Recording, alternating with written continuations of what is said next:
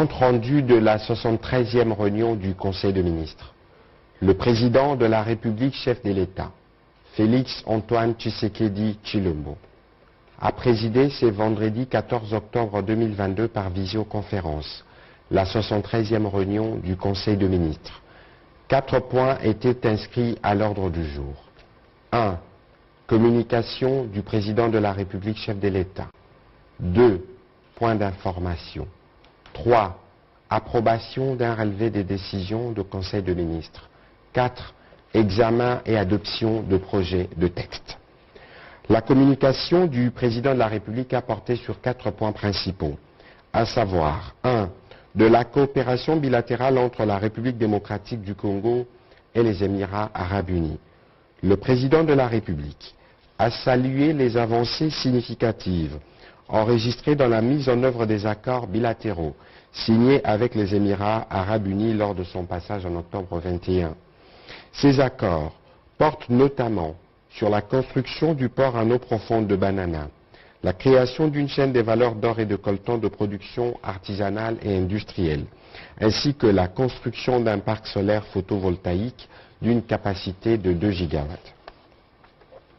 Le président de la République a chargé le Premier ministre chef du gouvernement ainsi que le ministre sectoriel, chacun en ce qui le concerne, d'œuvrer dans son secteur pour le bon aboutissement de ces différents accords. Le deuxième point de la communication du président de la République a porté sur les performances dans la mobilisation des recettes publiques. Apprécions à juste titre les performances considérables cette année en matière de mobilisation des recettes publiques. Le président de la République a félicité toutes les structures directement impliquées dans ces résultats de régie financière, avec une mention spéciale à la Direction générale des impôts et à l'Inspection générale de finances. Ces performances sans appel, a-t-il rappelé, sont les résultats des dispositifs mis en place par le gouvernement sous son leadership pour rapprocher la collecte annuelle de recettes publiques de son potentiel fiscal, estimé actuellement à près de 20 milliards de dollars. Même si la pression fiscale n'est pas encore optimale au regard des standards internationaux, mais elle se rapproche de plus en plus de la moyenne africaine de 15 à 16%. Le gouvernement devra donc dépasser cette moyenne et atteindre rapidement au moins 20% en élargissant l'assiette fiscale et en digitalisant la TVA avec les caisses enregistreuses. Le président de la République reste convaincu que ces performances constituent une opportunité pour le gouvernement de concrétiser les actions socio-économiques de son programme. Cela devrait se traduire logiquement par un accroissement des dépenses infrastructurelles et sociales au profit de la population, avec une emphase sur les infrastructures de transport et celles de production et de distribution d'énergie.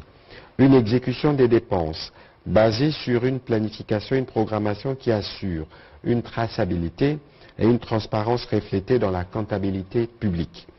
Le Premier ministre, le ministre d'État, ministre du Budget et le ministre des Finances ont été ainsi chargés de saisir cette opportunité pour décanter de nombreux projets d'investissement dans la construction des infrastructures structurantes pour le développement humain et la relance des entreprises publiques qui souffrent encore de manque de financement.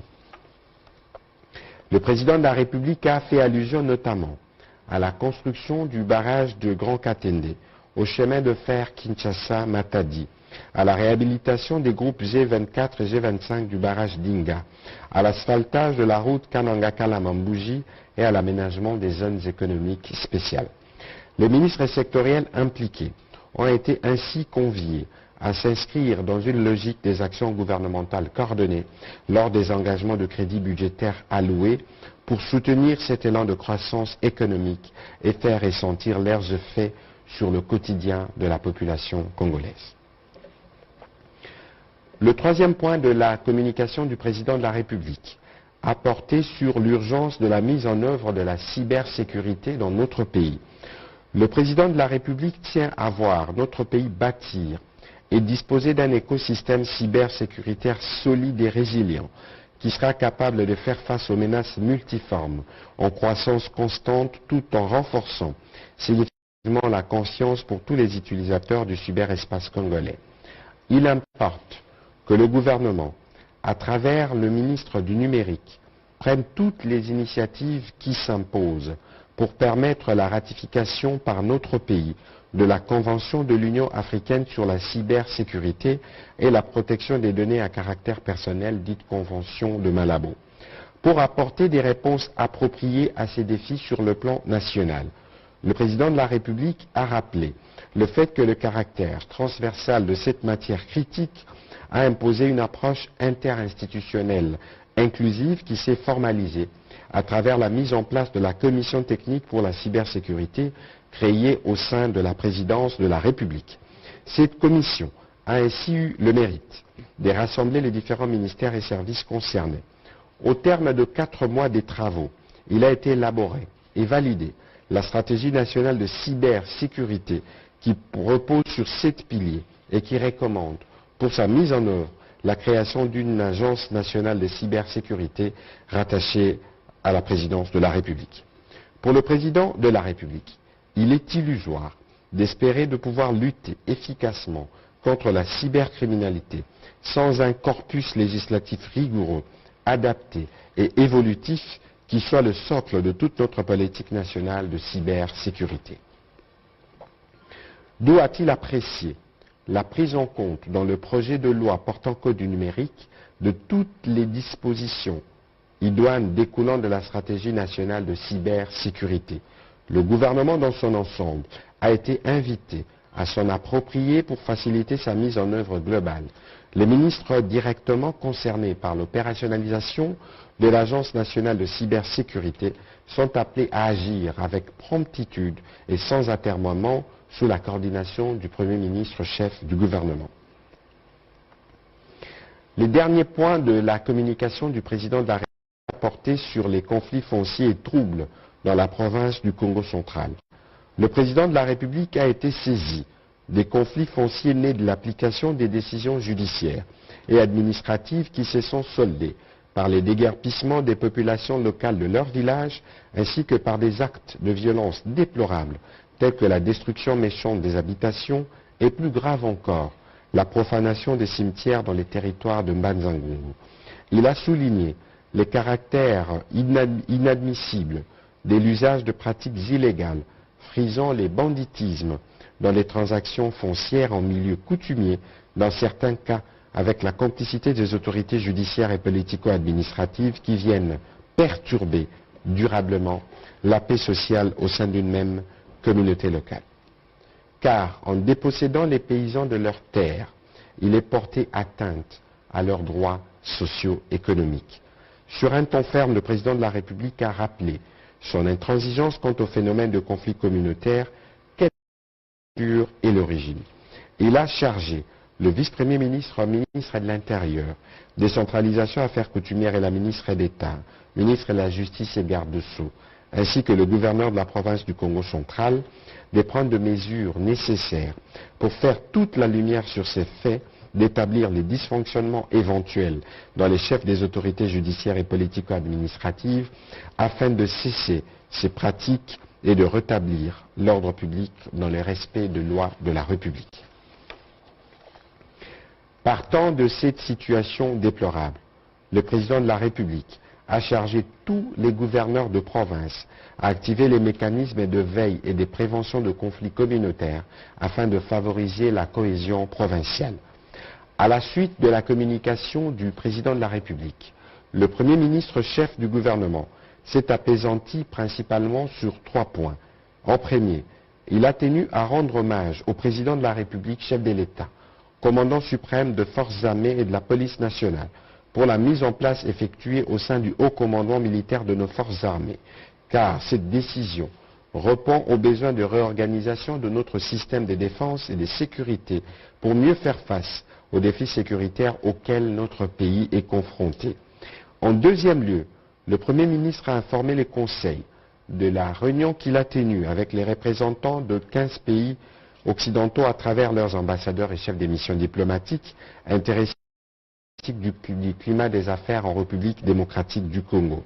Dans ce cadre, ils ont abordé toutes les questions liées notamment à la fiscalité, à la parafiscalité, à la loi agricole, à l'interaction entre les lois nationales et internationales, à la lutte contre les blanchiments de capitaux et les financements du terrorisme, à la digitalisation de procédures douanières en vue d'endiguer la fraude et la corruption, etc.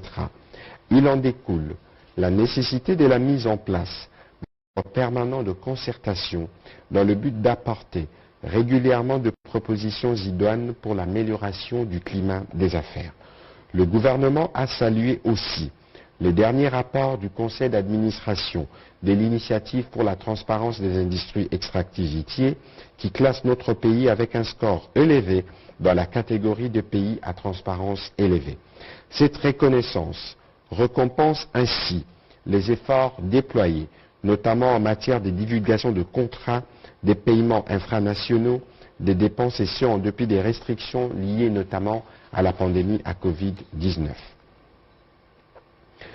En dernier, le Premier ministre a instruit le ministre des Finances, faisant intérim du ministre de l'Économie nationale, de finaliser en toute diligence les études de faisabilité initiées depuis quelques mois en vue de la création de la Banque nationale de développement. L'objectif est de rendre cette banque opérationnelle dès janvier 2023 en vue d'accompagner notamment le programme de développement de 145 territoires dans son volet création de chaînes des valeurs agricoles. Dans les mêmes ordres d'idées, il a encouragé l'Association nationale des entreprises publiques ANEP à finaliser le projet de création de sa propre banque afin de contribuer notamment au financement de grands bassins agricoles, à la relance du tourisme et à l'accélération de l'industrialisation. Sur deux points prévus dans sa communication, portant notamment sur un projet industriel et sur un projet dans les secteurs de mines, le Premier ministre chef du gouvernement s'est fait compléter par le ministre de l'Industrie, qui a fait le compte-rendu de la mission qu'il avait effectuée à Vanga, dans le Kwilu, en compagnie du directeur général adjoint du FPI, afin de s'enquérir de l'évolution du projet Kristovich. Il a constaté que ce promoteur qui a obtenu les financements du gouvernement a déjà franchi les étapes importantes pour installer l'usine moderne d'extraction et de production d'huile de palme brute, d'huile palmiste, d'huile raffinée, du savon et du biodiesel. Les niveaux d'exécution satisfaisants du projet, ainsi que sa portée socio-économique, suggèrent que la cérémonie d'inauguration de ce projet s'efface entre décembre et janvier 2023 et à être placée sous les auspices du président.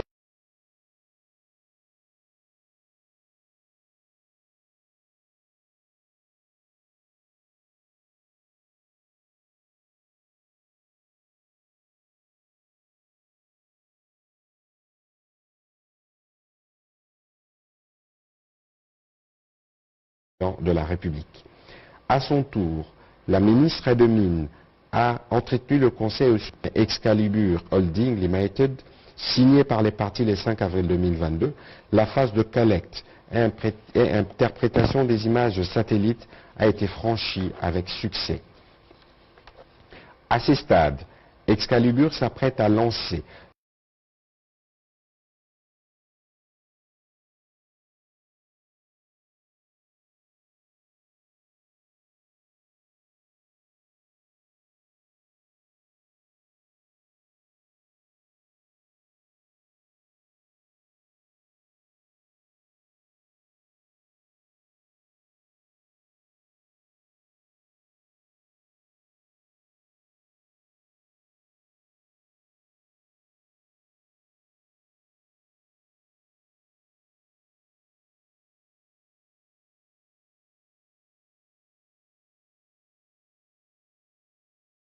le survol à basse altitude de certains blocs prioritaires en vue de prélever les données géophysiques qui restent dominées par les opérations militaires en cours dans la partie est de la République démocratique du Congo, mais aussi celles dans la province de Mai-Ndombe, dans l'ex-province du Bandundu.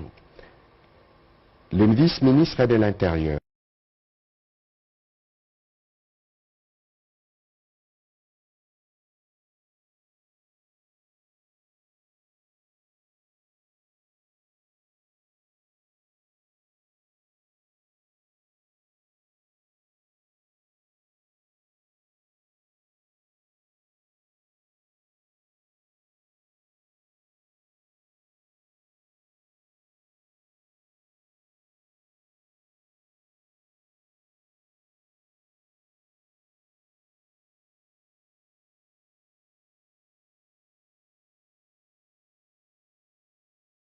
est revenu notamment sur la situation particulière de certaines provinces et parties ouest principalement dans la province du Maïndomé, que la situation est globalement sous contrôle de forces de défense et sécurité et qui continue à fouiner tous ces bandits et criminels qui ont sémé la mort et la désolation dans cette partie du pays.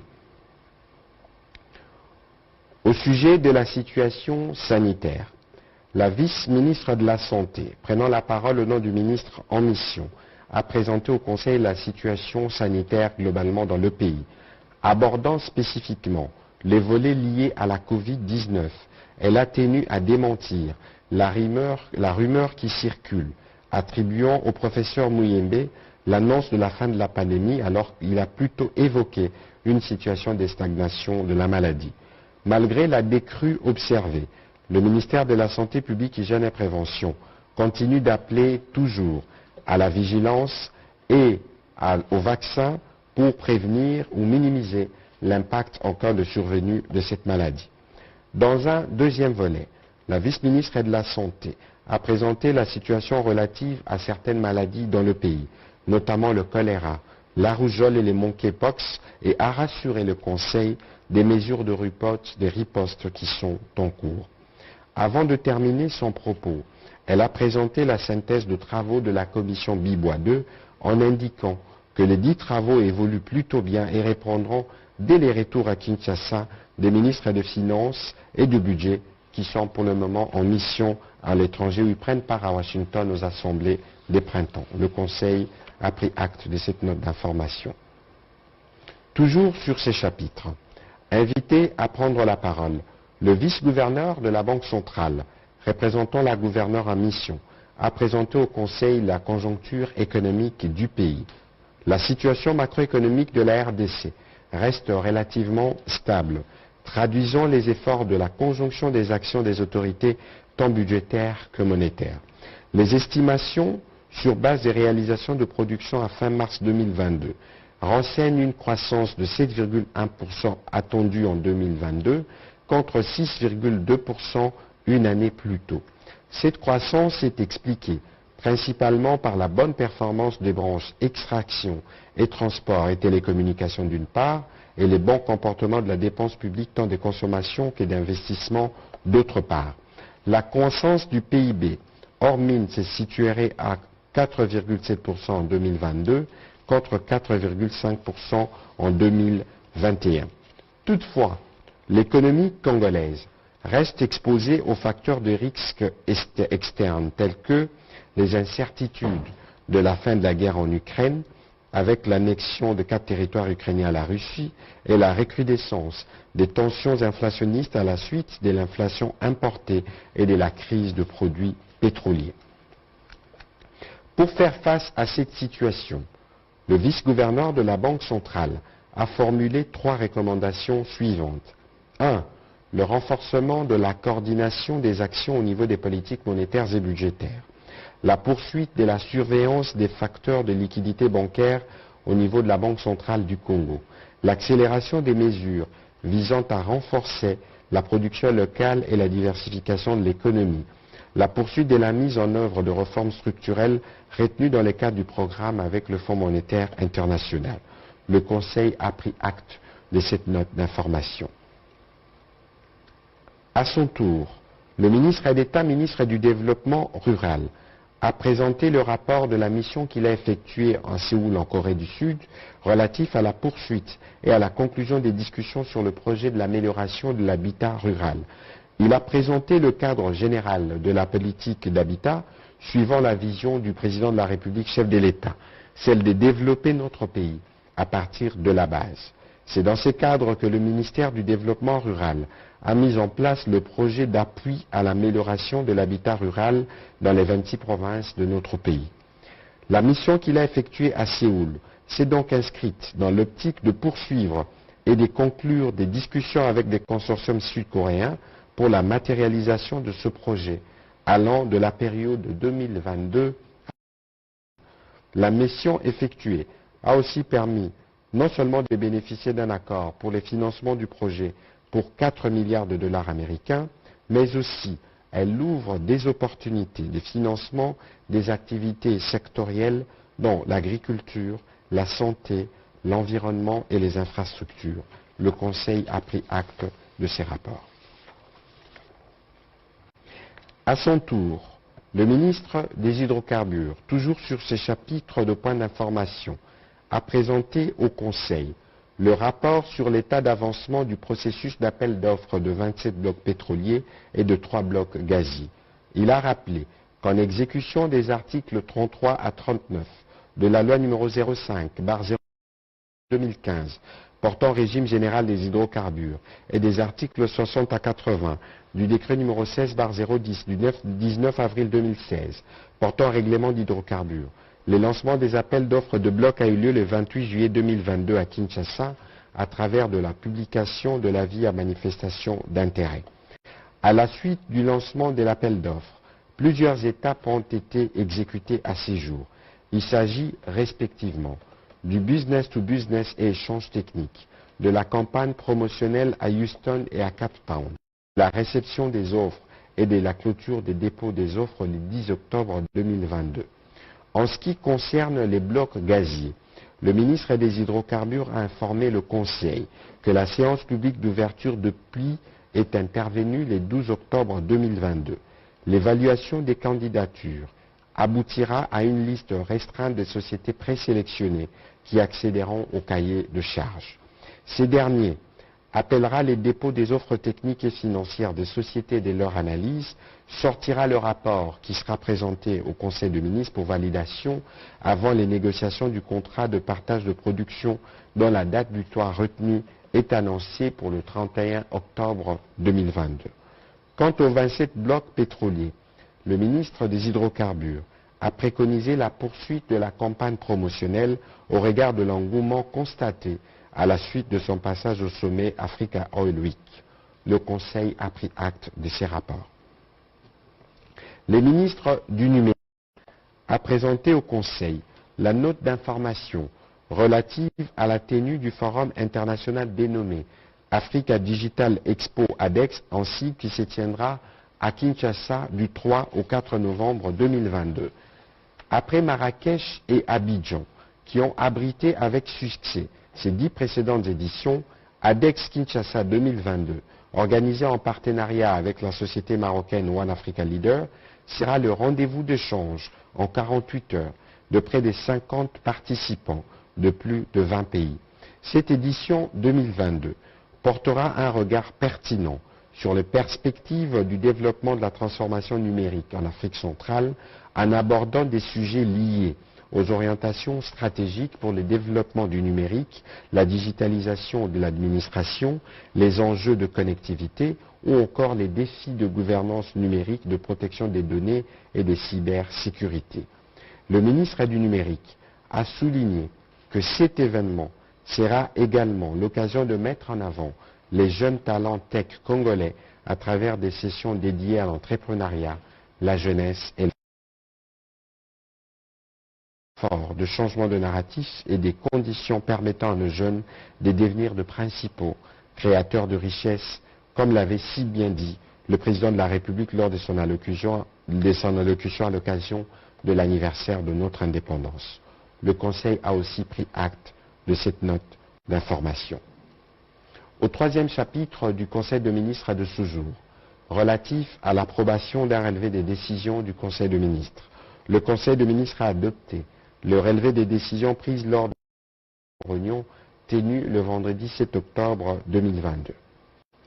Dernier chapitre du Conseil de ministres de ce jour, consacré à l'examen et à l'adoption de 3 projets de texte. Premier texte, projet d'ordonnance portant création, organisation et un compte d'affectation spéciale. Le ministre de la Défense nationale et ancien combattant a soumis au Conseil le projet d'ordonnance portant création, organisation et fonctionnement du compte d'affectation spéciale, dénommé Fonds de soutien des développements de forces armées de la République démocratique du Congo, en sigle FSD-FARDC. Dans le cadre de l'exécution de l'ordonnance loi numéro 22/019 du 28 juillet 2022 portant programmation militaire et c'est conformément à la loi numéro 11/011 du 18 juillet 2011 relative aux finances publiques. Il est prévu en son article 27 l'organisation par ordonnance présidentielle d'un compte d'affectation spéciale au profit des forces armées de la République démocratique du Congo. En effet, compte tenu d'énormes défis sécuritaires, à la fois internes et externes auxquels notre pays fait face, notre armée a besoin d'importantes ressources matérielles et financières. Ces impératifs sécuritaires requièrent donc un gros effort d'investissement.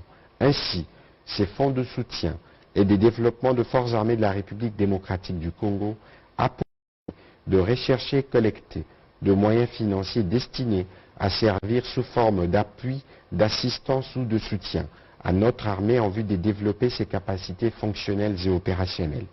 Après débat et délibération, ce projet d'ordonnance a été retenu pour approfondissement en commission économique et financière du gouvernement avant son adoption prochaine en Conseil de ministres. Deuxième texte soumis à l'examen du Conseil de ministres de ce jour, le projet de loi portant code du numérique.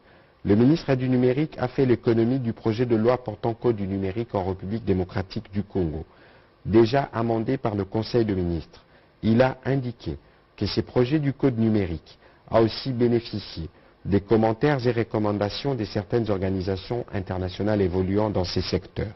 Intégrant ces préoccupations, les experts ont résolu de structurer le projet du code du numérique en limitant strictement son champ d'application au seul secteur du numérique.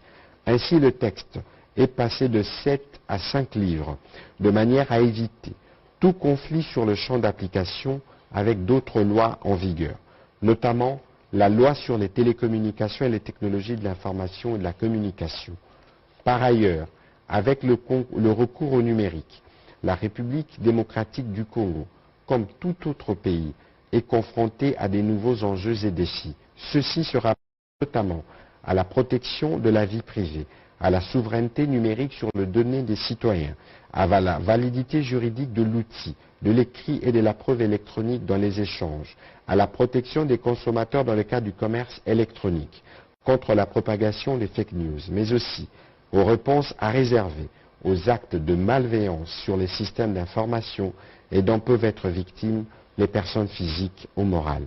La codification permet de regrouper des textes juridiques avec le but d'assurer une harmonisation entre les différents textes en mettant en place un tout cohérent. L'objectif premier est d'unifier le droit, de le rendre lisible et accessible, d'en faciliter l'application et l'interprétation, a conclu le ministre du numérique. Après débat et délibération, le Conseil a adopté ces projets de loi. Dernier texte soumis au Conseil de ministres de ce jour. Projet de loi modifiant la loi numéro 96-002 du 22 juin 1996, fixant les modalités d'exercice de la liberté de la presse.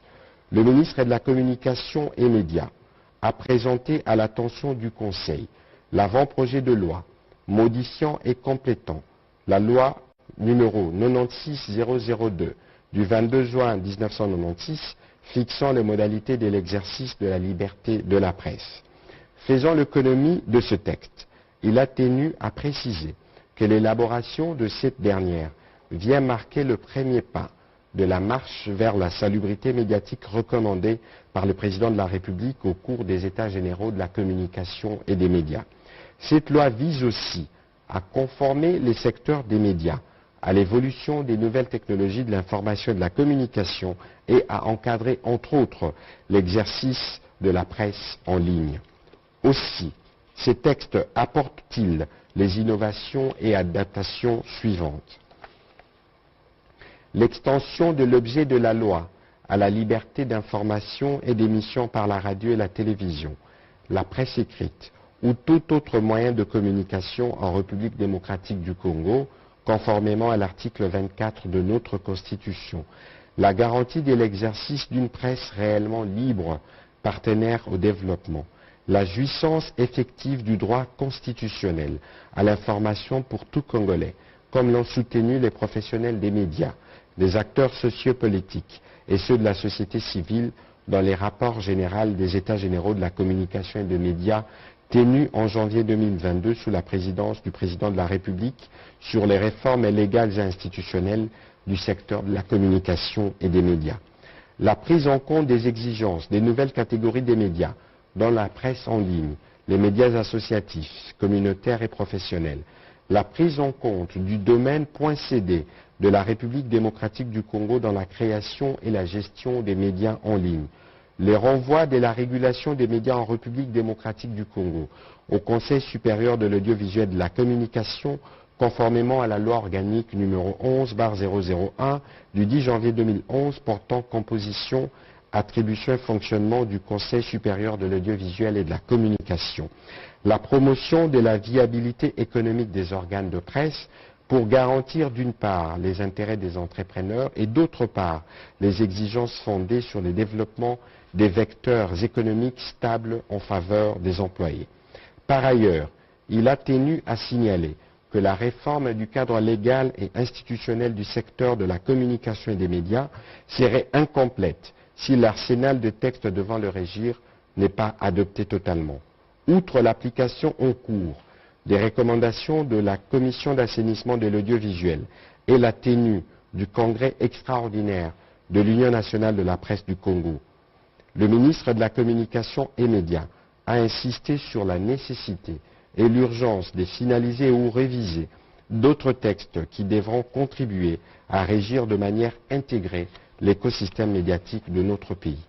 Il s'agit respectivement de la loi sur l'accès à l'information publique, le décret portant le statut des journalistes œuvrant à République démocratique du Congo, la loi organique numéro 11/001 du 10 janvier 2011 à réviser, portant composition, attribution et fonctionnement du Conseil supérieur de l'audiovisuel et de la communication. Après débat et délibération, le projet de loi a été adopté en Conseil de ministres. Commencé à 13h13, la réunion du Conseil de ministres a pris fin à 17h15. Je vous remercie.